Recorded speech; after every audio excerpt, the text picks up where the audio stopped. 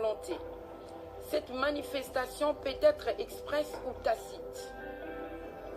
Pour faire simple, disons que le contrat est donc fait entre moi et l'assistante, puisque c'est avec elle que je parle.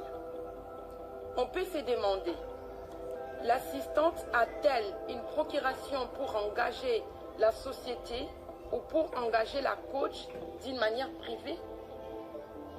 Gros point d'interrogation. Si l'assistante n'a pas le pouvoir d'engager la société, il n'y a donc pas de contrat. Il n'y a donc pas à remuer ciel et terre. Je demande le remboursement de mon argent. Si l'assistante a le pouvoir d'engager la coach, alors c'est avec la coach à titre privé que je fais affaire. Puisque l'argent est versé sur un compte privé, alors pourquoi m'envoyer un contrat de la SAS? L'envoi de ces contrats, dans un premier temps, qui vient compléter et les premiers contrats tacites est la preuve même que le premier contrat tacite n'est pas valable, puisqu'ils ont cherché à me faire signer un deuxième contrat que moi je considère comme un avenant. Rien n'est clair.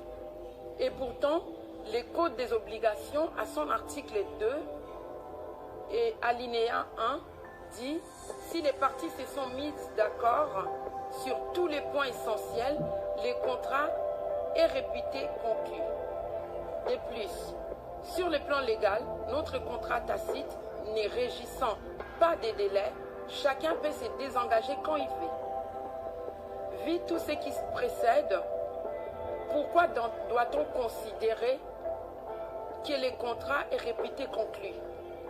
Donc, vous comprenez que c'est au moment où je réclame mon dû que les problèmes commencent. J'apprends à travers les réseaux sociaux que l'on ne me remboursera pas mon argent car il y a des dommages et intérêts. On me reproche de ne pas avoir motivé ma demande, pourtant c'est clair. On me dit que mon comportement est invraisemblable car la coach a annulé son événement pour moi. Quelle preuve d'amour! Un peu de sérieux s'il vous plaît. Parlons peu, parlons bien. Vous êtes une coach réputée. Vous cherchez à organiser un événement dans une salle prestigieuse dont vous avez, selon vos dires, versé un acompte. Toujours selon vos dires, vous mettez toujours les paquets pour organiser vos événements. Vous êtes allé jusqu'à mentionner de montants importants. Selon vos dires, on peut supporter que le budget de vos événements est toujours conséquent. Vous dites aussi que vous faites du business et non de la charité. Donc, au nom de quoi vous allez annuler votre événement pour mes beaux yeux que vous n'avez jamais vus? Cherche-t-on à me faire porter le chapeau de l'annulation?